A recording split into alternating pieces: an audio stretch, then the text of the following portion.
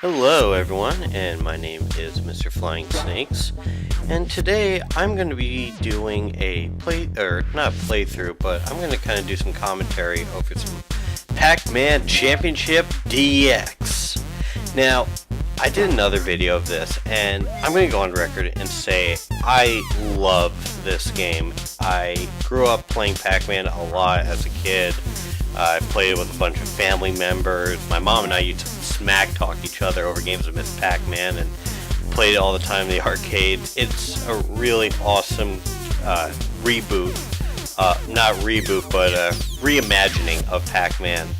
I did another video of it, and I really recommend you watch that before you watch this commentary.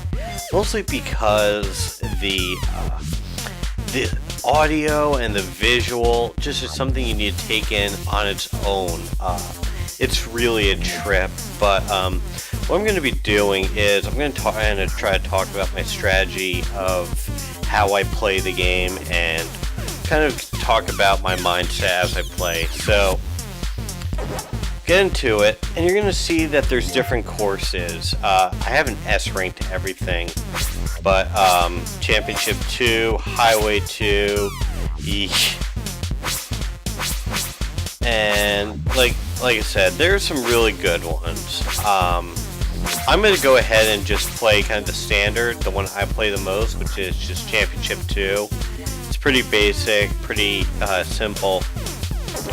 So when you get into it, you're going to see a bunch of different modes. You're going to see Score Attack. You're going to see Ghost Combo. Score Attack is basically just get a high score as you can in the time allotted. There's a 5-minute and 10-minute version. There's Ghost Combo. Then you have Time Trials, where you have to complete a goal or get to a certain rank in a matter of time. So we're going to do just a quick Score Attack of 5 minutes. I beat my high score in my last video. I don't think I'll be able to do that while I'm talking, but let's see what happens. So you have different difficulties set on. You have beginner, normal, and expert. What that does is it sets not only how many lives you have to start. I think you get 5 for beginner, and it also sets a game speed. So as you can see, the higher difficulty, the less lives you have, and the quicker the start time is. Now this is what I think is one of the best parts of this game, are the different visuals. So here you have kind of like the standard, what looks like regular Pac-Man. Then you have here more of like, I don't know, like an older gritty version of it with more pixelated. And this is my personal favorite, kind of the Tron look. Then you have more of a 3D look, a block view, colorful block view. This is more shiny, and again another more condensed view. So we're gonna, and there is some DLC for a Dig Dug version, Rally X, Classic, Pac is back. So we're gonna just go with Type C because that's one I like the best. And what you can do actually is you can cycle the colors. They're the color scheme. So I like that one. And you can also change your character, or the sprites, I should say. The visuals automatically set them, but let's say I wanted to have 3D Pac-Man, I could do that. But I'll just go with the default for this. And then last but not least, of course, you have your music. Pac Rainbow is probably my favorite track. It's pretty awesome.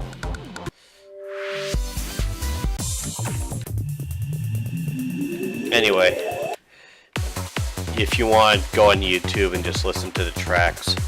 Alright, so, that being said, here we go. So, of course, it starts with that classic riff. Alright, and what you're going to want to do is you're going to start baiting these ghosts by going along the path. It starts out pretty easy to do. And while you're doing that, you want to still clear the board just like you would in a regular game of Pac-Man. So you want to grab the dodge and eat the fruit while trailing ghosts. And why you would want ghosts chasing after you? Well, I'll explain that for a second in a minute. And the one thing I'm going to say you're going to notice is the music definitely goes beat. So in Pac-Man, the idea is you want to try to eat a rapid succession of ghosts, and I kind of screwed up there, in order to get a higher score. As you notice now, every ghost I eat is worth 3,200 points. So I'm going to try to go and keep that chain going. So as I go, I can just keep eating ghosts. I'm not going to make it. Alright, so my power pellet combo has ended. So now I need to start a new train of ghosts. I'm going to go ahead and keep doing that while I'm collecting fruit and eating pellets. And as you've noticed, things have gotten progressively faster since we've started. Now, the ghosts with the blue little circle in them, those are bombs. And what bombs can do is if you get yourself pinned or cornered, you can deploy a bomb, and that will send all the ghosts back flying. That wasn't great, but it's alright. And you'll notice when you're getting really close getting caught by a ghost, and I kind of wasted a bomb there, things will kind of go into slow motion. See there, I needed to use the bomb for sure. Up.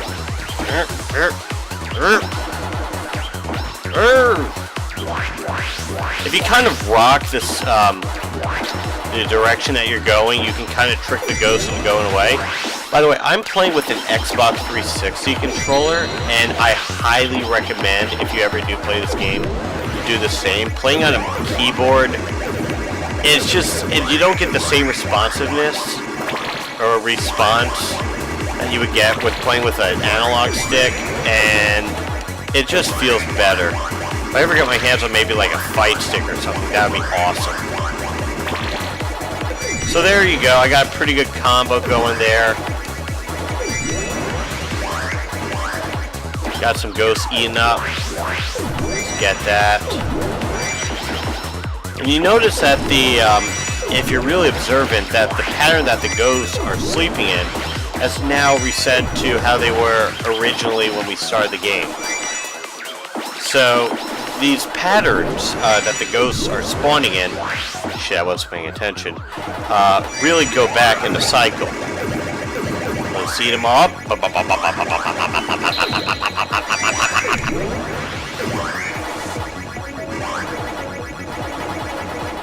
Alright. And again, going back to the whole thing about the music, you'll notice that the music is getting a lot like it's getting ready for its crescendo. Because if you've been watching the clock, we got about a minute and change left in the game. So this is where things will get real frantic. Got a lot of good opportunities to get some good scores and chain some high combos. Kind of blowing a lot of my bombs here, but sometimes left without recourse. Now, if you notice on the right and the left, you'll notice fruits. So, of course, when you play Pac-Man, there's different tiers of fruits that you get as you progress through the levels. And the more fruits you collect, I wasn't paying attention there, the more point value they're worth. So, as you clear these boards, you're going to get higher fruits that are going to spawn. The crown is the highest in this.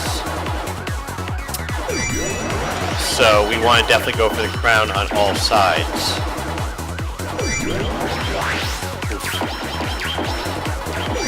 This is hard talking trying to play. Oh, whoa, that was close. Alright, get some. Get some!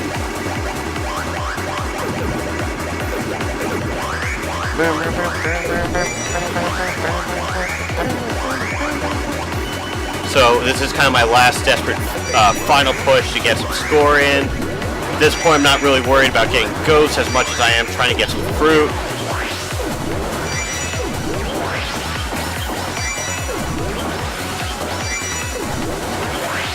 Because get the fruit! Just close, but no cigar. Alright, so that's going to be the first end of the first part of my playthrough. As you can see, it kind of gives you a nice line graph showing how your score progresses through the time of the game. And if you hit next, you can just go and start a new game. So that was the end of part 1. I will be back later with another part. Hope you enjoyed.